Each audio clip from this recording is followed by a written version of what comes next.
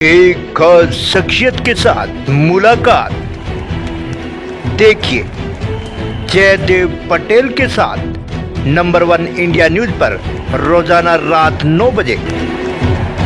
नमस्कार व्यूअर्स, मैं जयदेव पटेल और आप देख रहे हैं नंबर 1 इंडिया न्यूज। आपका एक बार फिर स्वागत है एक खास शख्सियत के साथ मुलाकात प्रोग्राम में। आज हम बात करेंगे कॉकरोच जनता पार्टी द्वारा जो विरोध प्रदर्शन किया जा रहा है छात्रों की मांग को लेकर के, और जिस तरीके से संसद कूच का जो प्रदर्शन किया गया उस बीच कहीं न कहीं छात्रों पर जो लाठीचार्ज किया गया, इसको लेकर दिल्ली पुलिस पर जो सवाल या निशान खड़े किए जा रहे हैं। आखिर ये कहाँ तक सही है? और इसी के साथ-साथ में कल नेता प्रतिपक्ष राहुल गांधी के साथ-साथ में कांग्रेस पार्टी के नेताओं द्वारा प्रधानमंत्री आवास के ठीक बाहर जो धरना प्रदर्शन किया गया, क्या दिल्ली पुलिस और इंटेलिजेंस का फेलियर है? इन्हीं तमाम मुद्दों पर बात के लिए हमारे साथ खास मेहमान हैं, इंटेलिजेंस ब्यूरो के पूर्व डायरेक्टर विशोधन आज़ाद। विशोधन आज़ाद जी, आपका बहुत-बहुत स्वागत है आज हमारे प्रोग्राम में। नमस्कार। विशोधन आज़ाद जी, आपसे मेरा पहला सवाल है, कांग्रेस जनता पार्टी द्वारा जो प्रोटेस्ट किया जा रहा है छात्रों की मांगों को लेकर के, और इस बीच कहीं न कहीं संसद कूच के दौरान जिस तरीके से छात्रों पर जो मारपीट की गई या जो आरोप लगाया जा रहा है दिल्ली पुलिस पर, उसके बाद जो सवाल खड़े किए जा रहे हैं दिल्ली पुलिस की कार्यशैली पर, आप इसको कैसे देखते हैं? अब हर प्रोटेस्ट जो होता है पार्लियामेंट कूच के लिए, हर प्रोटेस्ट के साथ ऐसा ही होता है। पुलिस को एक्शन लेना पड़ता है क्योंकि पार्लियामेंट मार्च आप नहीं कर सकते। आपको एक जगह दी गई है जहां से आप अपना विरोध प्रदर्शन करते हैं। अगर आप पार्लियामेंट का के लिए कूच कीजिएगा तो पुलिस रोकेगी। आप बैरिकेड तोड़ेंगे। बैरिकेड तोड़ने पर पुलिस के पास और कोई चीज तो है नहीं लाठी चार्ज के बिना, क्योंकि आपके कहने से तो वो नहीं मानेंगे। तो ये तो होना ही था, इसमें कोई ऐसी बात नहीं है। और हर प्रोटेस्ट के बाद पुलिस की बर्बरता के बारे में बात होती है और पुलिस पे जो अटैक होता है वो भी दिखाया जाता है। आखिरकार इस पूरे विरोध प्रदर्शन के दौरान 118 व्यक्ति पुलिस के भी घायल हुए हैं जी। और 70 व्यक्ति ये हैं जो स्टूडेंट्स की तरफ से घायल हुए हैं। अब सवाल ये उठता है कि पार्लियामेंट कूच के समय जो पुलिस के द्वारा कार्रवाई की गई रोकने की, वो तो हुक्म तो रूलिंग पार्टी ने दिया था कि भाई पार्लियामेंट का कूच नहीं हो सकता, और पार्लियामेंट के कूच के लिए परमिशन भी नहीं दी गई थी। तो इसलिए पुलिस की बर्बरता के बारे में बात करना, हाँ, पुलिस ने कुछ अनप्रोफेशनल कार्रवाई जरूर की है, जैसे कि टीयर गैस शेल्स हैं ऊपर से फेंके जाते हैं पैराबोलिक स्ट्रक्चर पे, सीधे नहीं मारे जाते हैं, ये बहुत गलत था। दूसरी बात, बेचारे डॉक्टर्स जो गए थे वहां पे, 5-6 उनको भगा रही थी पुलिस, का कोई भगाने का कारण नहीं था। तीसरा, बिना वर्दी के सादे कपड़ों में डंडा लेकर लोग खड़े थे। अब पता नहीं वो पुलिस के थे, अगर वो थे तो वो गलत है, क्योंकि ऐसे लॉ इन्फोर्समेंट एक्शन में पुलिस को बराबर वर्दी और इसके साथ रहना चाहिए। अब कुछ लोगों के नेम प्लेट्स निकले हुए थे। अब तरीके से तो नेम प्लेट्स रहना चाहिए, लेकिन लोग ये कहते हैं कि इतने ज्यादा वाद और कोर्ट्स में एक्शन ये होते हैं, उसके लिए पुलिस पुलिस के खिलाफ आप बर्बरता का आरोप लगाएं, लेकिन इंडिविजुअल ऑफिसर्स बचे रहें, ये कहना है। तरीके से तो कैमरा होना चाहिए जी। हर पुलिस केस में, ताकि सारे एक्शंस ही हो। लेकिन दोनों तरफ से बर्बरता दिखाई गई है। लोगों ने पुलिस वालों को पकड़ के झाड़ी में लेके पीटा भी है, पत्थरों से मारा भी है, और काफी उनका घेराव करके उनको ये किया है।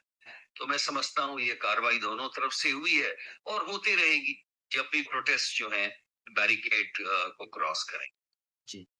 यशोधन आजाद जी, कल इसी तरीके से एक और प्रोटेस्ट देखा गया प्रधानमंत्री आवास के ठीक बाहर। राहुल गांधी और इसी के साथ में कांग्रेस के जो नेता है उन्होंने वहां धरना प्रदर्शन किया। ऐसे में क्या आपको नहीं लगता है कि इंटेलिजेंस ब्यूरो दिल्ली पुलिस का एक फेलियर रहा, जिस तरीके से वहां तक प्रदर्शन करने के लिए पहुंच गए नेता प्रतिपक्ष और कांग्रेस के साथी?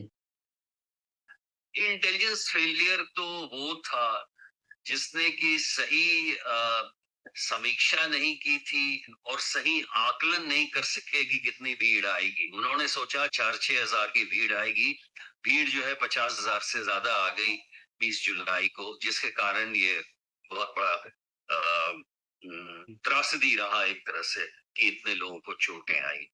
जहां तक राहुल गांधी का सवाल है, वो तो ओपनली जा रहे थे वहां पे, और एक लीडर ऑफ ऑपोजिशन के वहां पहुंचने से क्या इससे इंटेलिजेंस फेलियर या क्या सुरक्षा का खतरा हुआ?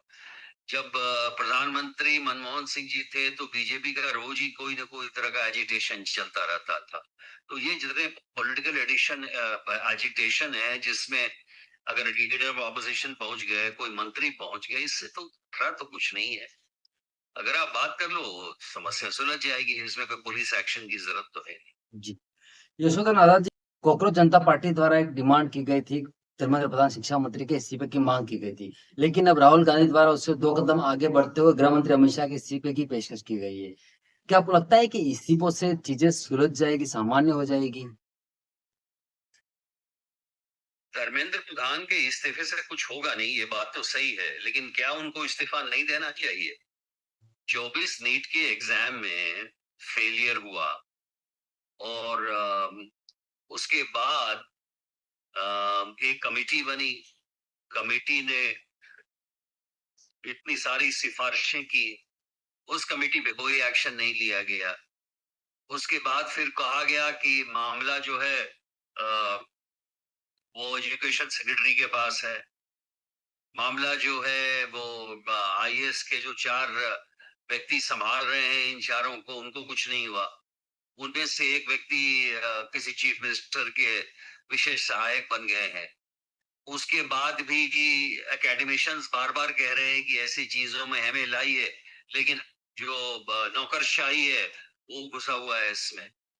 तो 24 में हुआ, कोई कार्रवाई नहीं हुई, 26 में वही चीज हुई, फिर से एग्जाम कराना पड़ा। तो ये मिनिस्टर की अक्षमता नहीं है, वो अधिकारियों की अक्षमता नहीं है। तो अगर कोई मांग रहा है उनके रेजिग्नेशन, तो क्या गलत कर रहा है? रेजिग्नेशन मारने की प्रथा तो शुरू से चली आ रही है। नेहरू जी के समय में भी रेजिग्नेशन मारते थे, और लाल बहादुर शास्त्री ने इस्तीफा भी दे दिया था अपने आप, मॉरल रिस्पॉन्सिबिलिटी लेके। तो इस्तीफे की मांग तो बिल्कुल सही है, और छात्रों ने जो कहा कि 1-1 करोड़ दिया जाए, वो भी सही थी। अगर आप वो 22 करोड़ रुपए देते, धर्मेंद्र प्रधान जी को रिजाइन कर देते, करवा देते, तो क्या फर्क पड़ता था इससे? मिनिस्ट्री में तो कोई फर्क नहीं पड़ता। तो ये तो बताने की बात है, तो गलती तो सही राजनीतिक कारणों की हुई है। पुलिस तो हर बार फंसती है, क्योंकि राजनीतिक दृष्टि से फिर आपने पुलिस को कहा कि भाई हम तो इसके बारे में कोई कार्रवाई नहीं करेंगे 25 दिन के स्ट्राइक में, अब आप देख लो 20 जुलाई को क्या करना है। तो पुलिस ने अपनी व्यवस्था लगाई। लेकिन यशोधन आजाद जी, पुलिस की कार्रवाई के बाद कहीं न कहीं राहुल गांधी द्वारा गृह मंत्री अमित शाह के इस्तीफे की पेशकश की जा रही है, उनके इस्तीफे की मांग की जा रही है। अब वो तो ऑपोजिशन की मांग है, इसके बारे में मैं क्या कहूँ? अपोजिशन की मांगे, वो प्रधानमंत्री के इस्तीफा मांगे, गृह मंत्री के मांगे, किसी के भी मांगे। गृह मंत्री का इस्तीफा उन्होंने इसलिए मांगा है कि उन्होंने कहा कि पुलिस की बर्बरता है, और विरोध प्रदर्शन का जो संचालन है जो सही तरह से मैनेज नहीं किया गया, तो वो तो आप कुछ भी मांग सकते हैं। जी। ऑपोजिशन का काम है मांगना। यशोधन आजाद जी, कॉकरोच जनता पार्टी द्वारा जो प्रोटेस्ट चल रहा था, उसमें राजनीतिक दलों की एंट्री होने के बाद क्या आपको लगता है कि कहीं न कहीं कॉकरोच जनता पार्टी का जो आंदोलन है, वो कमज़ोर हुआ है? हाँ, ये एक बहुत महत्वपूर्ण बिंदु उठाया है आपने। देखिए, कॉकरोच पार्टी का जो समर्थन था, शुद्धतर, बिल्कुल वो एक युवा प्रदर्शन था, युवा विरोध का प्रदर्शन था। और इसमें स्टूडेंट्स थे, उसमें सरदार पटेल के बच्चे थे जो कि सुएट एग्जाम दे के दिल्ली यूनिवर्सिटी विश्वविद्यालय में उनकी भर्ती हुई है। उन्होंने भी इस बात को कहा था कि हम इस शिक्षा प्रणाली के खिलाफ हैं। उन्होंने भी कहा था कि धर्मेंद्र प्रधान का इस्तीफा होना चाहिए। लेकिन मुझे भी ऐसा आभास हुआ कि उसमें बाह्य लोग की एंट्री हो गई। बाहर के कुछ एनजीओज आ गए, वो भाषण देने लगे, कुछ पार्टी के लोग भी अपना नाम लेने लगे, और बराबर ऐसा ही होता है, किसी भी प्रदर्शन में बाहर के लोग घुस जाते हैं। अगर ये प्रदर्शन वहीं तक सीमित रहता, जंतर मंतर तक, तो एक बहुत ही पावरफुल इमेजरी आती बाहर। ये पार्लियामेंट का मार्च बेकार था, क्योंकि पार्लियामेंट के मार्च वैसे भी अलाउड नहीं है और ना करना चाहिए था। और अगर जंतर मंतर से फिर इनको अगर उठाया जाता, तो उसका एक बड़ा ही प्रभाव पड़ता सब पे। तो अब जाहिर है कि जब ये एक ऐसा विरोध था जो कि ऑपोजिशन के 50 विरोधों से भी ज्यादा मैं सोचता हूँ वो इफेक्टिव था। और लेकिन विरोध तो चल रहा है, इसमें ऑपोजिशन पार्टीज ने कोशिश की है उनके डिमांड्स को आगे बढ़ाने में।